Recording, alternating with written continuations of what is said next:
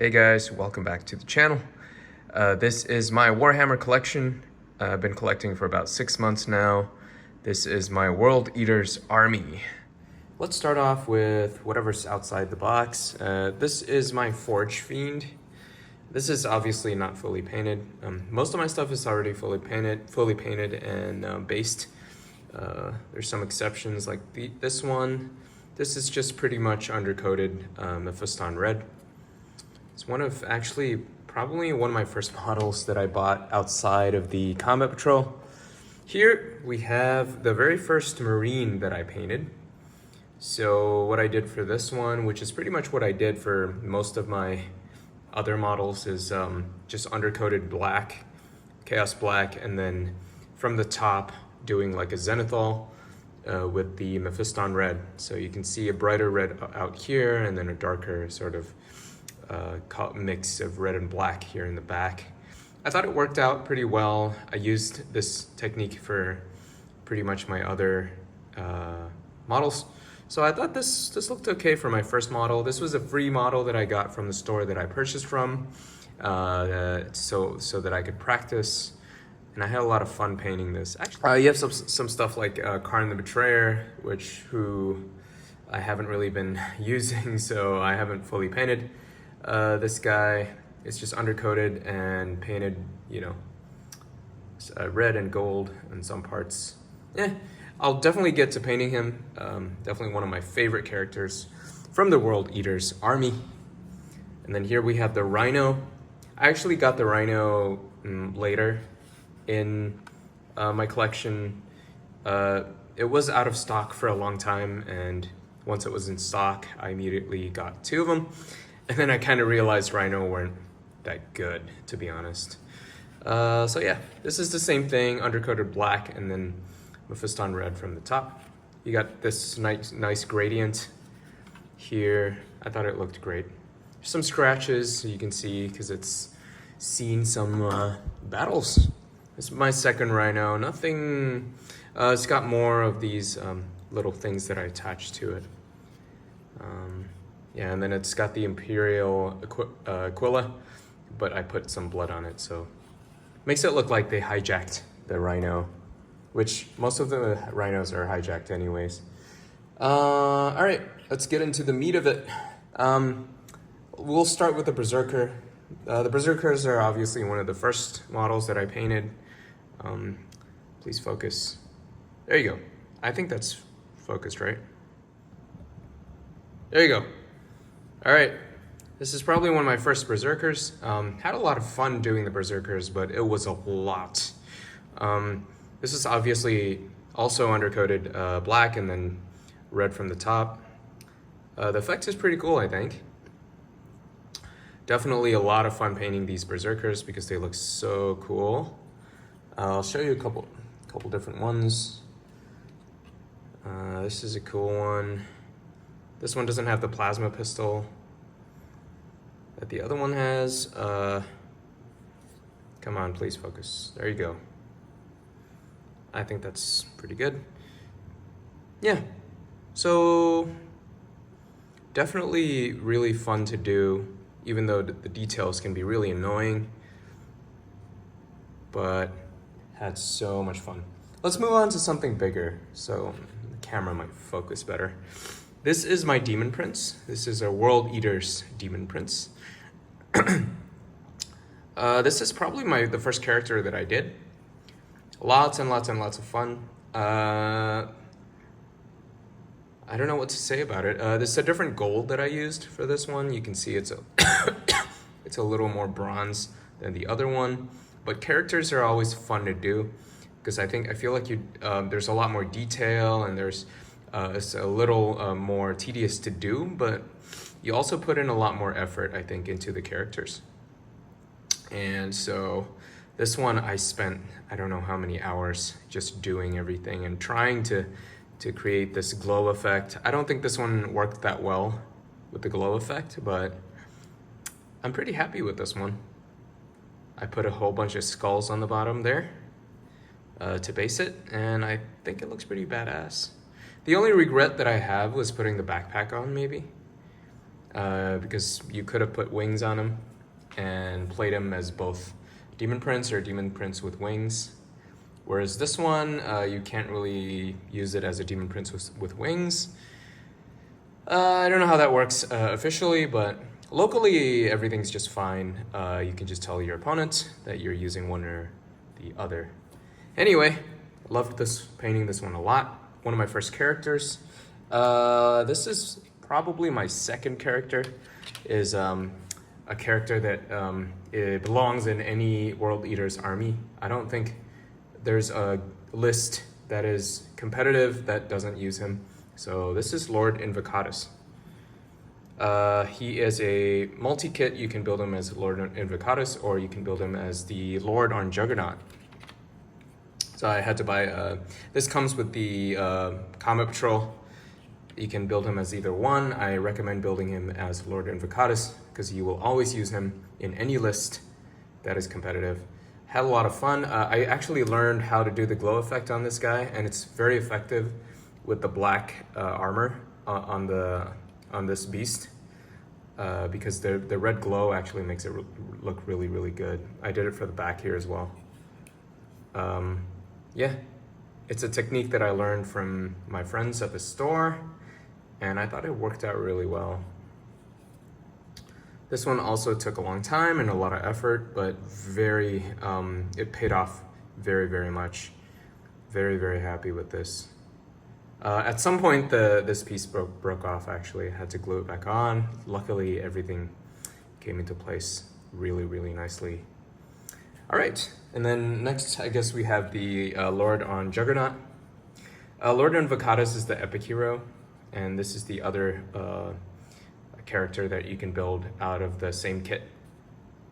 Also a really good unit to use, by the way. I always use these two lately in my lists.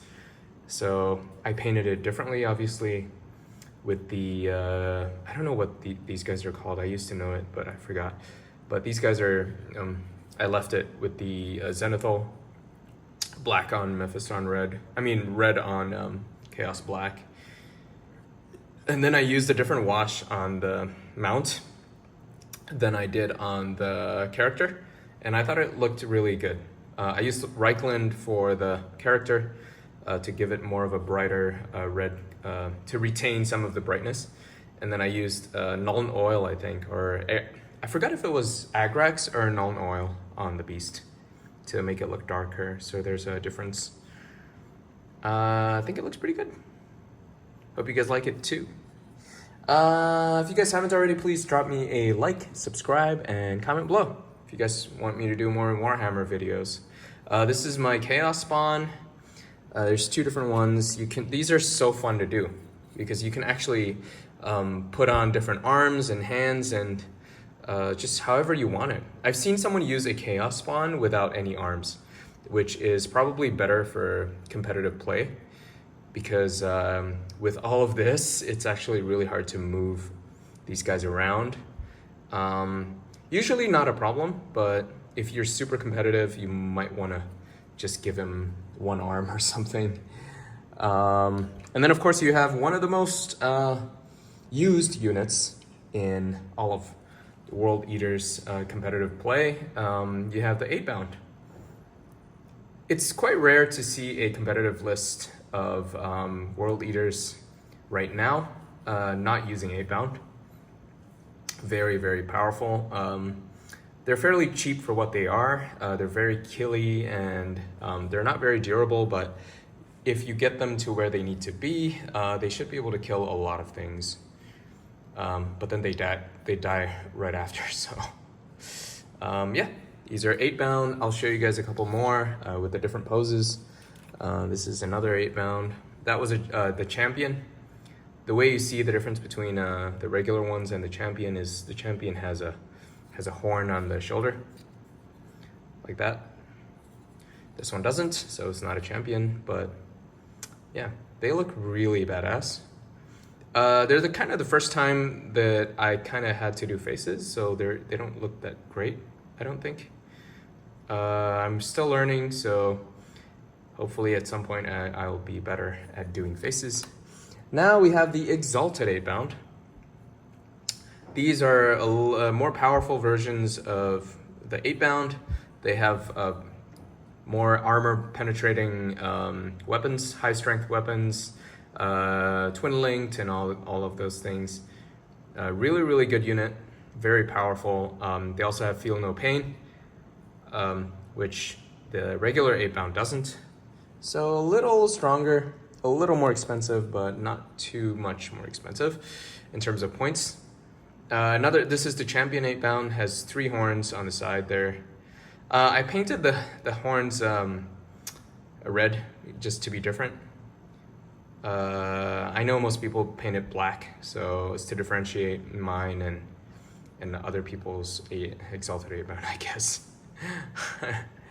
All right, that's it for this tray. There's obviously a lot more Berserkers and some 8-bound there in the back. I have a lot more 8-bound actually in the next tray. These are probably one of the most fun units that I've painted so far. It's the Jackals. These are so much fun to paint. There you go. All right, these are my Jackals. These are my Jackals. Really, really fun to do, and because they all have these little blood vials in the back, so I had to learn how to do them. I don't think I did that well with this one, but yeah, it was a learning process, and as you'll see, I did a better job on my Lord of Skulls. I'll show you a couple more different ones. These are, I think, something like the Champion. Really fun to do because they have these skull things on the bottom and they use it as a weapon, so I just drowned it in blood and filled it with blood, and they have these 3 of these blood tanks. Super cool thing to do. Really, really fun. Not too difficult because these are small, so you don't have to worry too much about detail, in my opinion. You could, but you don't have to. And then that's pretty much it for this tray.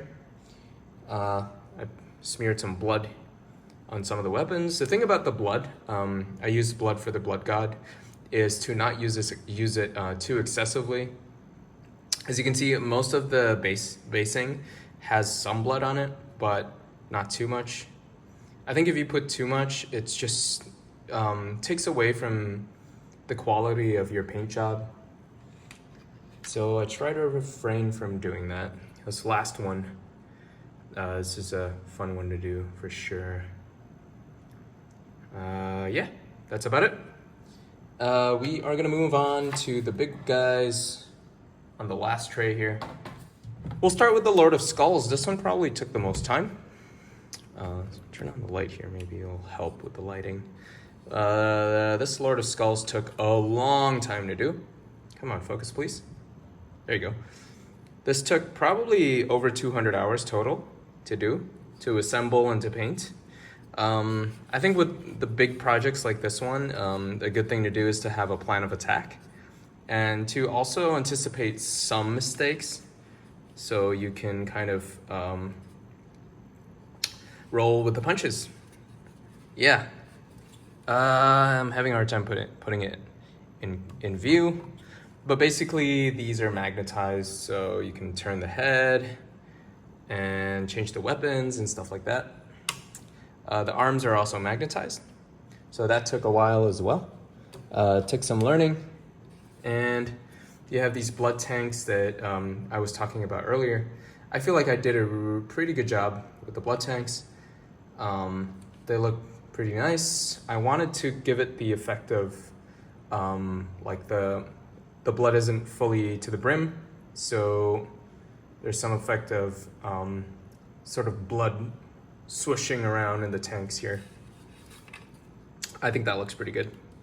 I also gave it a bit of art coat. All of my models have been varnished. They're all sort of matte, they have a matte finish. So with the tanks, since they're supposed to be glass, I gave it art coat, which is a shiny, glossy varnish, and I think it's pretty effective. Looks pretty good. And there's also some art coat over here where that little orb looking thing is. Yeah, So this was sub-assembled. This was pre-painted before it was assembled. So I feel every nook and cranny has been painted. So I'm really happy with this one. Definitely took the most time. Definitely trying to also put it on the table as much as I can because I'm really proud of this one. Next, and finally, I guess we have Angron. So this is the only piece in my collection that I didn't paint. A very talented painter here in where I live painted this one, and it is a non-metallic metal style of painting. So you can see the gold here isn't actually gold. It's a mix of brown and yellow highlights, and it looks really amazing. I can't imagine how to do this, to be honest with you. And there's also this custom base piece, which introduces Angron the Red Angel, which is amazing. It looks like, every time you put him on the table, it looks like a boss fight for your opponent.